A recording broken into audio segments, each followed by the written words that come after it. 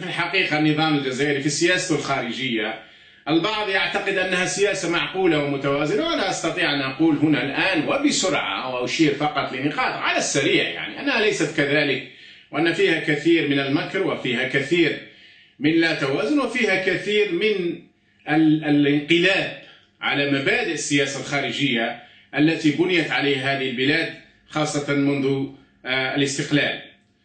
فعلى سبيل المثال، وهنا سأشير لبضع نقاط على السريع كما قلت، نحن نعرف أن النظام الجزائري ومنذ 40 سنة في حرب دحس والغبراء مع النظام المغربي، وفي صراع لا يتوقف بل يتعمق ويتجدد كل حين حول قضية الصحراء الغربية.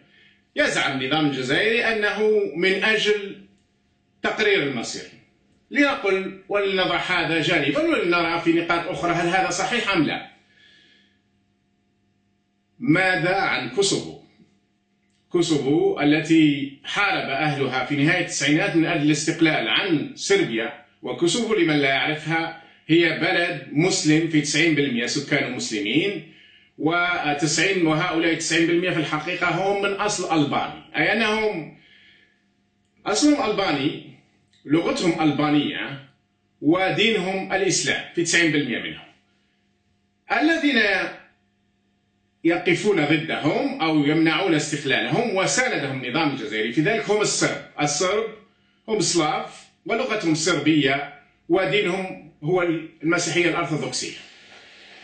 يقول النظام الجزائري أنه لا يدعم استقلال الكوسوفو، ولحد الآن لا يعترف النظام الجزائري باستقلال الكوسوفو. لماذا؟ عندما تطرح عليه السؤال يقول لك لأنه لا يؤمن بتقسيم الدول، فكوسوفو كانت جزء من صربيا التي كانت جزء من يوغوسلافيا، وإذا كانت يوغوسلافيا قد انقسمت إلى 6 دول ورحلت فإن الكوسوفو يجب أن تبقى ضمن صربيا. لكن يا سيد، صربيا أرثوذكسية سلافية من عرق صربي، وهؤلاء بلغة صربية، وهؤلاء مسلمين ألبان ولغتهم ألبانية، لا لن نعترف بهم. طيب لنذهب قليلا في نفس الوقت في نهاية التسعينات، لماذا اعترفتم بتيمور الشرقية؟ تيمور الشرقية هي جزيرة أو مجموعة جزر، وخاصة الجزيرة الكبرى منها بجزء من دولة أندونيسيا المسلمة. في نهاية التسعينات كان هناك ضغط شديد على أندونيسيا خاصة بعد سقوط دكتاتورها الذي كان عميلا للغرب، وكان هناك ضغطا شديدا لكي يتم فصل تيمور الشرقية، وبالفعل تم الفصل، وفصلت تيمور الشرقية برعاية أمريكية وأسترالية أساسا، وعموما برعاية غربية وبضغط رهيب على أندونيسيا. لماذا دعمتم واعترفتم باستقلال تيمور الشرقية إذا كنتم تنتقلون إلى مبدأ عدم التدخل وعدم تقسيم الدول؟ لماذا إذا اعترفتم بتيمور الشرقية التي فصلت أو فصلوها عن أندونيسيا؟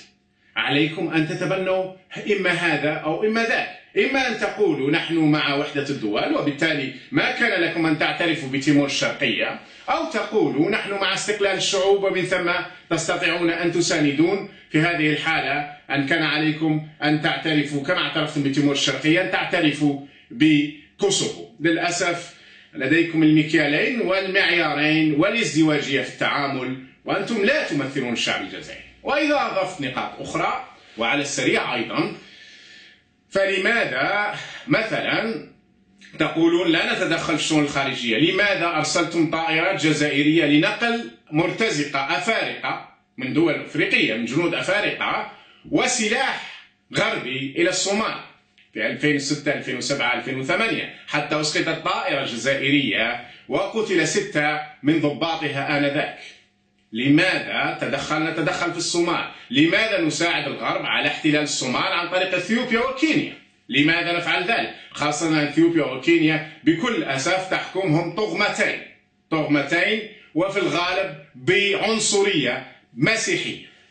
وإن كنت لست من الذين يذهبون بعيدا في هذه، لأن في الغالب الصراع هو صراع بين الطغاة على اختلاف أديانهم وبين المستضعفين والمعذبين في الأرض على مختلف أديانهم وطوائفهم.